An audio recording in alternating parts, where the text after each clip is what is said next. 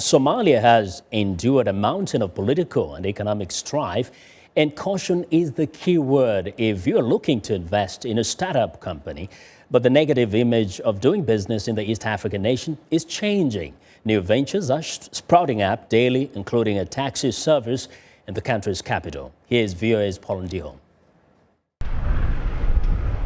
A new organized taxi company in Mogadishu is generating a buzz.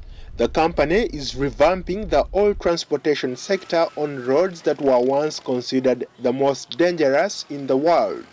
Once deserted streets are now bustling with traffic as the country rebuilds its devastated economy after nearly 2 decades of civil war. The Mogadishu taxi company has been operating for 3 months, and it is the first taxi service to bring yellow cabs to the city, after the Islamist militant group Al-Shabaab was driven out by a military offensive led by a UN-backed African Union peacekeeping force.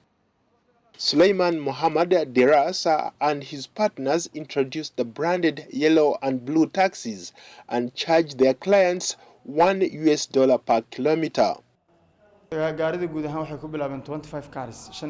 We started with 25 cars, and we've been working for 3 months. Taxis in Mogadishu used to charge a lot of money. For example, when we pick up a passenger from the Bakara market and take them to the airport, we charge them between $6 and $7, whereas they used to pay up to $30. Clients are calling to the station on their mobile phones and a taxi is dispatched to their location. The taxis not only ease the crowded streets, but they also add color to the city. The cab service is also a source of employment for the country's young people. Wiping off the dust of his taxi, Muhammad is a former member of one of the many militia groups that once controlled parts of Mogadishu.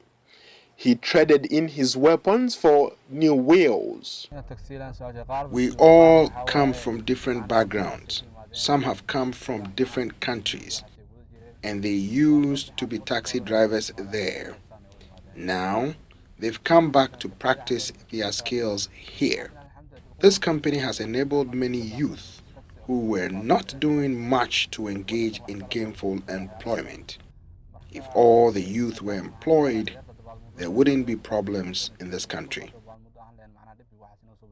A majority of the drivers at the Mogadishu taxi company are young men who either own cars or are renting them on a daily basis.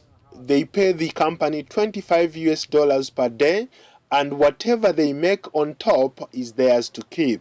Across the city, other taxi companies can now be seen walking the streets, funded mostly by money from the diaspora.